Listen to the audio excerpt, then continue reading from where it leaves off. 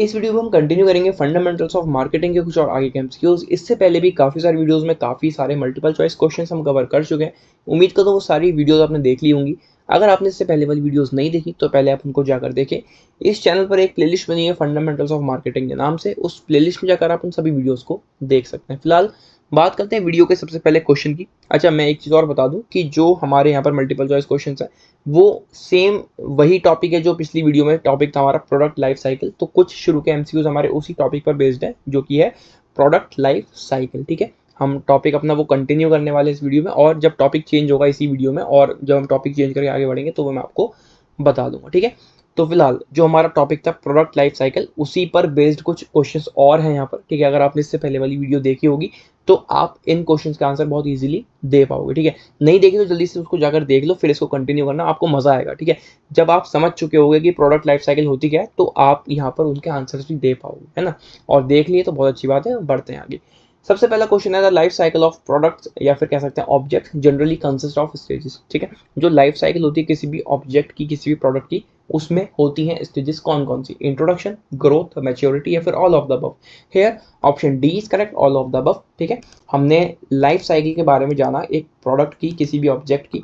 ठीक है, तो सबसे पहले उसका इंट्रोडक्शन होता है। ठीक है, मार्केट में वो इंट्रोड्यूस किया जाता है, उसकी ग्रोथ होती है धीरे धीरे। ठीक है, ग्रोथ उसकी मार्केटिंग से होगी, एडवर्टाइजिंग से होगी।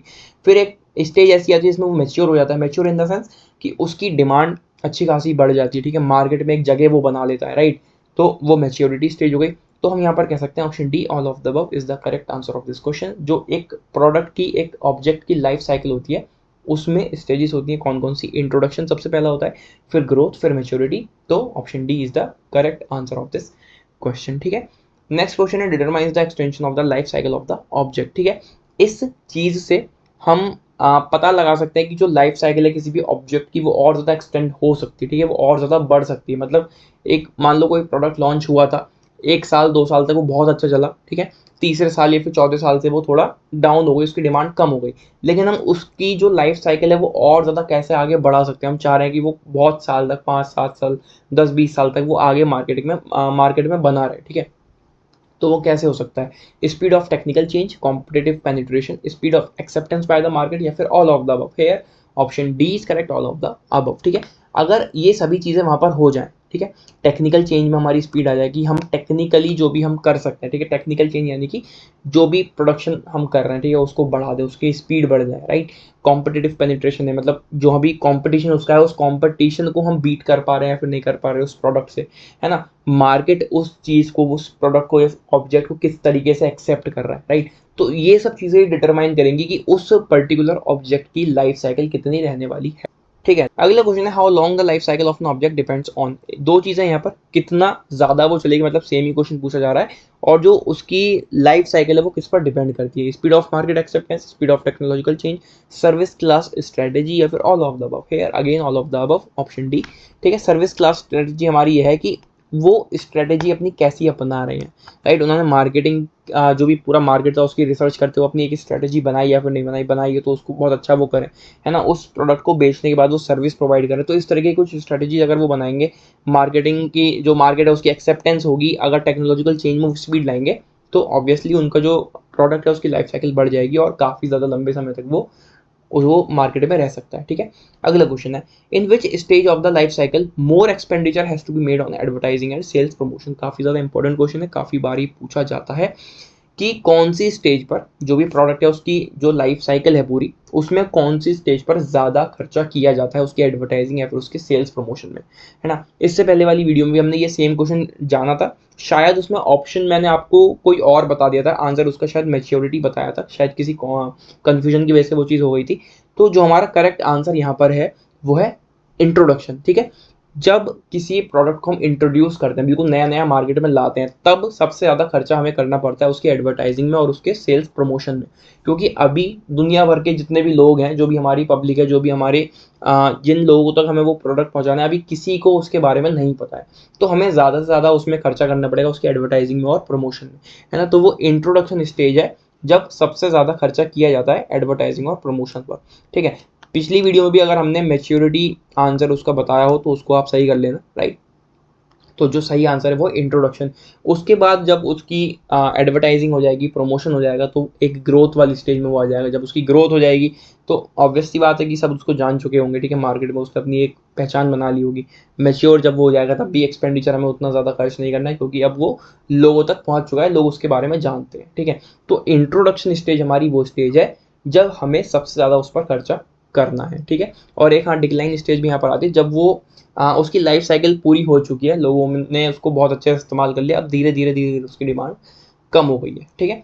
तो इंट्रोडक्शन स्टेज हमारा यहाँ पर सही आंसर हो जाएगा। अगला क्वेश्चन है न्यू प्रोडक्ट डेवलपमेंट मीन्स। अब यहाँ पर जो हमारा टॉपिक है वो चेंज हो चुका है, टॉपिक का नाम है आपका प्रोडक्ट डेवलपमेंट, ठीक है। प्रोडक्ट डेवलपमेंट का मतलब है कि एक प्रोडक्ट आप ला रहे हो, उसमें कुछ चेंजेस कर रहे हो, ठीक है। आपको कोई नया पुराना प्रोडक्ट था, उसमें लोगों ने फीडबैक दिए, कुछ उसमें कमियां दी, कुछ चीज़ें और ऐसी थी जो आपको सही करनी है, तो अब आप एक नया प्रोडक्ट ला रहे हो, उसी को सही कर रहे हो या तो, ठीक है।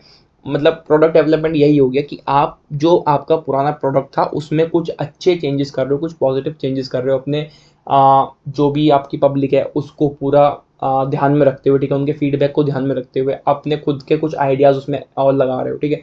तो वो प्रोडक्ट डेवलपमेंट है, राइट। तो new product development means, right, क्या मतलब होता है न्यू प्रोडक्ट डेवलपमेंट का? Adding a new product to the product line, improvement of old product, priority to satisfaction of the consumer, या फिर all of the above. Here option D is correct, all of the above. अब new product development का मतलब ये है कि आप कोई नया प्रोडक्ट लाइन में ला रहे हो, ठीक है, कोई नया प्रोडक्ट आपने इंट्रोड्यूस कर दिया, या फिर आपने कोई पुराना प्रोडक्ट जो है वो इम्प्रूव कर दिया, है ना। उसके बाद आप जो अपने कंज्यूमर को एक कह सकते हैं सेटिस्फेक्शन, उनकी प्रायोरिटी दे रहे हो, उनके सेटिस्फेक्शन को, ठीक है, तो वो भी हमारा प्रोडक्ट डेवलपमेंट में ही आता है। उनका सेटिस्फेक्शन क्या है कि आपका जो ये प्रोडक्ट है उसमें ये कुछ चेंजेस कर दो, ठीक है, हमें इसमें ये चेंज चाहिए, हमें इसमें ये कुछ अच्छा पॉइंट चाहिए, तो आपने उनके सेटिस्फेक्शन को प्रायोरिटी दी, है ना, और आपने उसमें कुछ चेंज करके वापस उसको लॉन्च कर दिया। तो ये सारा हमारा प्रोडक्ट डेवलपमेंट का मीनिंग होता है, ठीक है। अगला क्वेश्चन है most of the new products remain. कई सारे नए जो प्रोडक्ट्स मार्केट में आते हैं वो रह जाते हैं, कैसे? सक्सेसफुल, अनसक्सेसफुल, 100% सक्सेसफुल, या फिर 100% unsuccessful. Here option B is correct, unsuccessful, ठीक है। बहुत सारे ऐसे प्रोडक्ट्स होते हैं जो मार्केट तक पहुंच भी नहीं पाते, राइट, मतलब प्रॉपरली वो नहीं पहुंच पाते, रास्ते में ही उनको जो है डिक्लाइन स्टेज मिल जाती है, या फिर लोग उनको एक्सेप्ट नहीं कर पाते, लोगों के लिए वो नहीं बने होते, ठीक है। तो ऐसे कई सारे प्रोडक्ट्स होते हैं जो अनसक्सेसफुल रह जाते हैं, राइट। अगला क्वेश्चन है technical activities related to product research, engineering and design are called product development, this statement is given by. तो एक स्टेटमेंट दी गई है यहाँ पर प्रोडक्ट डेवलपमेंट के ऊपर, ठीक है। तो हमसे पूछा गया है कि स्टेटमेंट किसने दी है? William J Stanton, Philip Kotler, R S Davar, या फिर Lipson and Darling. Here option A is correct, William J Stanton, ठीक है। तो जितनी भी टेक्निकल एक्टिविटीज होती है प्रोडक्ट सर्च रिलेटेड, इंजीनियरिंग से रिलेटेड, डिजाइन से रिलेटेड, वो सब प्रोडक्ट डेवलपमेंट कहलाता है। तो वो जो स्टेटमेंट दिया वो दिए हमारे विलियम जे स्टैंटन भाई साहब ने, ठीक है। अगला क्वेश्चन है the basic element of product development are. Basic elements हमसे पूछे गए प्रोडक्ट डेवलपमेंट के, कौन कौन से होते हैं? Developing product qualities, creating different models और design of a product, abandonment of unprofitable products, या फिर all of the above। Here option D is correct, all of the above, ठीक है। जो प्रोडक्ट की क्वालिटीज हैं उनको और ज़्यादा अच्छे से डेवलप करना, ठीक है। सेकंड हमारा फीचर हो सकता है या फिर एलिमेंट हो कह सकते हैं हम, क्रिएटिंग डिफरेंट मॉडल्स और डिज़ाइन ऑफ द प्रोडक्ट। हम एक पर्टिकुलर प्रोडक्ट के कई सारे मॉडल्स बना रहे हैं, कई सारे डिज़ाइन बना रहे हैं, फिर उसके बाद जो हम अभी हमारे कंज्यूमर्स होंगे उनके फीडबैक को मद्देनजर रखते हुए वो जो अलग मॉडल होगा या फिर अलग डिज़ाइन होगा उसके अकॉर्डिंग उनको हम दे देंगे, ठीक है। जो भी ऐसे प्रोडक्ट होंगे जो अनप्रॉफिटेबल होंगे, जिससे हमें प्रॉफिट नहीं हो रहा, उसको वो हटा देंगे, ठीक है। तो ये कुछ एलिमेंट्स होते हैं हमारे प्रोडक्ट डेवलपमेंट के, ठीक है। बात करते हैं अगले क्वेश्चन की, how many stages are there in a new product development. कितनी स्टेजेस होती हैं नए प्रोडक्ट डेवलपमेंट में? अब देखो वैसे तो ये डिपेंड करता है कि क्या प्रोडक्ट है या फिर किस तरह की वो इंडस्ट्री है, किस तरह का प्रोडक्ट है, ठीक है। वैसे तो ये सब चीज़ों पर डिपेंड करती है, पर जो मेनली होती है, ठीक है, जो सभी में होती हैं, एक जैसी होती हैं, वो है 6 स्टेजेस, ठीक है। नाम भी जान लो वो कौन कौन सी 6 स्टेजेस होती हैं। सबसे पहले एक नॉर्मल सी चीज़ आती है आइडिया जनरेशन, ठीक है। आइडिया आया किसी प्रोडक्ट को लॉन्च करने का या फिर किसी प्रोडक्ट को बनाने का, तो सबसे पहला तो वो आइडिया हो गया।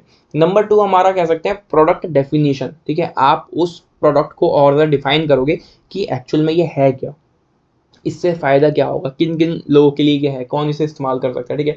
तो उस प्रोडक्ट को पूरा आप डिफाइन करोगे। नंबर थर्ड हमारी स्टेज आ सकती है इसमें जो कि है प्रोटोटाइपिंग, ठीक है, जिसमें एक कंस्ट्रक्ट करते हो आप visual representation, right. Visual representation यानी कि आप उसको थोड़ा इमेजिनेशन में लेके आते हो कि ये चीज़ ऐसे हो सकती है, इसमें ये चीज़ होगी, ये ऐसा काम करेगा, ठीक है, या फिर ऐसे ये लोगों तक पहुंचेगा, इन लोगों को इसकी नीड होगी। तो एक विजुअल रिप्रेजेंटेशन उस स्टेज में आप लगाओगे प्रोटोटाइपिंग में। नंबर फोर्थ हमारी इनिशियल डिज़ाइन। फिर जब आपने सब चीज़ें सोच ली हैं तो आप एक उसका इनिशियल डिज़ाइन तैयार करोगे, ठीक है। उसके बाद नंबर फिफ्थ है validating and testing. Number fifth में आप उस जो भी आपने प्रोटोटाइप बनाया था जस्ट फॉर टेस्ट के लिए, ठीक है, अब आप उसकी टेस्टिंग करोगे, राइट। फिर नंबर सिक्स हमारी एक लास्ट स्टेज आती है नए प्रोडक्ट को लॉन्च करने के लिए, वो है कमर्शियलाइजेशन, जिसमें आप उस प्रोडक्ट को पब्लिकली लोगों को दे दोगे, मतलब पब्लिकली लॉन्च कर दोगे कि ये अब सब लोग इसको इस्तेमाल कर सकते हैं, ठीक है। तो 6 स्टेजेस हमारी होती हैं। ऑप्शन सी यहाँ पर करेक्ट हो जाएगा। फिर से मैं आपको बता देता हूँ। Number 1 idea generation, number 2 product definition, number 3 prototyping, number 4 initial design, number 5 validation and testing, और नंबर 6 कमर्शियलाइजेशन, राइट। तो ये 6 स्टेजेस होती हैं जब एक नया प्रोडक्ट जो है मार्केट में लाया जाता है, ठीक है। अगला क्वेश्चन है the main sources of searching for new ideas are. Main sources क्या होते हैं एक नए आइडिया को सर्च करने के? हमें कोई नया आइडिया लाना है अपने दिमाग में, कोई कुछ नया सोचना है, कोई नए प्रोडक्ट के बारे में सोचना है, तो वो कैसे आ सकता है? कंज्यूमर्स एंड प्रोड्यूसर्स के थ्रू, एम्प्लॉयज एंड मैनेजमेंट के through, university and government research schools के थ्रू, या फिर all of the above. Here option D is correct, all of the above. जो भी आपके कंज्यूमर्स हैं, सबसे पहले एक बिजनेसमैन यही देखता है कि उसके कंज्यूमर्स की नीड क्या है, ठीक है, और जो प्रोड्यूसर्स हैं उनके दिमाग में क्या चल रहा है, क्या वो कर सकते हैं, है ना। एम्प्लॉयज़ और मैनेजमेंट से वो ये आइडिया ले सकते हैं कि एम्प्लॉयज़ के दिमाग में क्या चल रहा है, क्योंकि सबके अपने परसेप्शंस होते हैं, सबकी अपनी थिंकिंग होती है, सबका सोचने का तरीका बिल्कुल अलग होता है, ठीक है। तो हर एक के दिमाग में नई नई चीज़ें आ सकती हैं, अलग अलग चीज़ें आ सकती हैं। तो जब वो साथ मिलकर बैठे एक नई चीज़ के बारे में अगर वो सोचें, तो सबके आइडियाज़ को मिक्स करके एक नई चीज़ इन्वेंट हो सकती है, ठीक है। यूनिवर्सिटीज़ का वो सहारा ले सकते हैं। यूनिवर्सिटीज़ में पढ़ने वाले जो बच्चे हैं वो बहुत अपने आप में होशियार होते हैं, ठीक है, अच्छे बच्चे होते हैं, पढ़ाई वाले होते हैं। तो यूथ है, जैसे कि आपको पता ही है कि उनके दिमाग में कई सारी चीज़ें चलती हैं, आप लोगों की जो एज के बच्चे होते हैं, ठीक है, तो कई सारे दिमाग में चीज़ें आती हैं। गवर्नमेंट रिसर्च स्कूल्स हैं, तो इन सब लोगों से वो आइडिया ले सकते हैं, इसलिए हम कह सकते हैं option D all of the above, ठीक है। अगला क्वेश्चन है the stages of new product development are. क्या क्या स्टेजेस होती हैं नए प्रोडक्ट डेवलपमेंट के लिए? Model development, consumer interest testing, brand and package, या फिर all of the above. Here option D is correct, simple सा क्वेश्चन है, all of the above. Model development होगा, इसमें कंज्यूमर इंटरेस्ट टेस्टिंग होगी कि कंज्यूमर को उसमें इंटरेस्ट है या फिर नहीं है जो भी हमने बनाया है। ब्रांडिंग होगी, उसकी पैकेजिंग होगी। तो सिंपल सा ऑप्शन हमारा यहाँ पर है option D all of the above, ठीक है। तो आप देख पा रहे हो क्वेश्चन कितने ज़्यादा ईजी हैं। इसी तरीके से क्वेश्चन आपके एग्जाम में भी आपसे पूछे जाएंगे, और ये वीडियोस प्रोवाइड करने का मोटिव भी बस इतना ही है कि आपको थोड़ी सी जानकारी मिल सके, आप थोड़ा सा अवेयर हो सको कि किस तरीके से क्वेश्चन आपके एग्जाम में आपसे पूछे जाएंगे, है ना। कुछ भी अलग से नहीं आने वाला, बस जो टॉपिक आपको बताए जा रहे हैं, जो क्वेश्चन आपको कवर कराए जा रहे हैं, इनसे अलग कुछ भी आपको देखने को नहीं मिलेगा। थोड़ा सा घूम फिर के क्वेश्चन बन सकते हैं, ठीक है, ऑप्शन थोड़े से अलग वो कर सकते हैं, कुछ चेंज कर सकते हैं, पर जो क्वेश्चन है, जो उसका मीनिंग है, ठीक है, जो टॉपिक है, उसमें से कुछ भी अलग नहीं होने वाला, राइट। तो वीडियोस को आप बहुत ध्यान से देखो, समझो।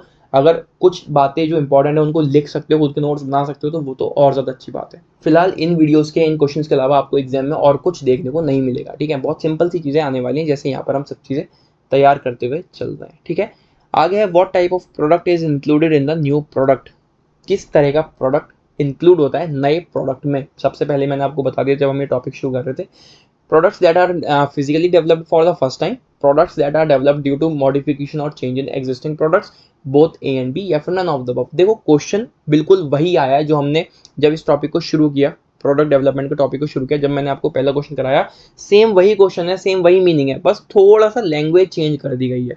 हमसे पूछा गया कि किस तरीके का प्रोडक्ट एक नया प्रोडक्ट कहलाएगा, है ना। या तो उस प्रोडक्ट में कोई फिजिकली डेवलपमेंट हुआ हो, ठीक है, या फिर वो नया बना हो, बिल्कुल नया नया लॉन्च किया गया, वो भी एक नया प्रोडक्ट है, उसमें कुछ नया चेंज कर दिया, ठीक है, पहले वाले प्रोडक्ट को ही कुछ उसमें नया चेंज कर दिया, उसकी ब्रांडिंग चेंज कर दी, उसकी पैकेजिंग चेंज कर दी। मान लो कोई बॉटल में कोई चीज़ आती है तो उस बॉटल की शेप चेंज कर दी, है ना। उस प्रोडक्ट में कोई भी चीज़ थी, उसमें कुछ और उन्होंने इंक्लूड कर दिया, कुछ और पॉजिटिव पॉइंट उसमें इंक्लूड कर दी। तो ये सब चीज़ें क्या है, ये नए प्रोडक्ट को ही हम इसको बोलेंगे, है ना। तो ये नया प्रोडक्ट ही कहलाएगा। तो हम कह सकते हैं option C is correct, both A and B. तो इन्होंने ऑप्शंस भी थोड़े से चेंज कर दिए, क्वेश्चन पूछने का तरीका थोड़ा सा चेंज कर दिया, लेकिन क्वेश्चन का मीनिंग बिल्कुल भी चेंज नहीं हुआ, है ना। अगला क्वेश्चन है, which of the following is not an advantage of new product development. इनमें से कौन सा एक एडवांटेज नहीं है न्यू प्रोडक्ट डेवलपमेंट का, ठीक है, यानी कि फायदा नहीं है नए प्रोडक्ट डेवलपमेंट का। Promotion of industrial stability, increase in sales volume, decrease in customer satisfaction या फिर इंक्रीज इन कंपनीज रेपुटेशन। अब देखो फायदे क्या क्या है। इंडस्ट्रियल स्टेबिलिटी उसकी मिलेगी, प्रमोट होगी, ठीक है, जब कोई नया प्रोडक्ट आएगा उसकी सेल्स वॉल्यूम में भी इंक्रीज होगा, है ना। Increase in companies reputation, company की रेपुटेशन भी बढ़ेगी। तो ऑप्शन सी जो है ये एक एडवांटेज नहीं है न्यू प्रोडक्ट डेवलपमेंट का, जिसमें कस्टमर का सेटिस्फेक्शन ये डिक्रीज कर रहे हैं, कम कर रहे हैं, ठीक है। तो जब कोई नया प्रोडक्ट आ रहा है तो उससे फायदा क्या होगा, कस्टमर का सेटिस्फेक्शन और इंक्रीज होगा, क्योंकि उन लोगों ने वो नया प्रोडक्ट सब चीज़ें देखने के बाद ही लाया है ना। उन्होंने पहले देख लिया कि कस्टमर्स को क्या चाहिए, उनको सेटिस्फाई करने के लिए क्या चीज़ चाहिए, तभी उन्होंने वो प्रोडक्ट लॉन्च किया है। अब ऐसे उल्टा थोड़ी हो जाएगा कि उन्होंने जो प्रोडक्ट लॉन्च किया उससे उनका सेटिस्फेक्शन और डिक्रीज हो गया, है ना। तो ये एडवांटेज नहीं है न्यू प्रोडक्ट डेवलपमेंट का, ठीक है। एक लास्ट क्वेश्चन है इस वीडियो का, the principle of innovative product development are. क्या क्या प्रिंसिपल्स होते हैं इनोवेटिव प्रोडक्ट डेवलपमेंट के? Principles of standardization, principle of simplification and specialization, principle of suitability या फिर all of the above. Here option D is correct, all of the above.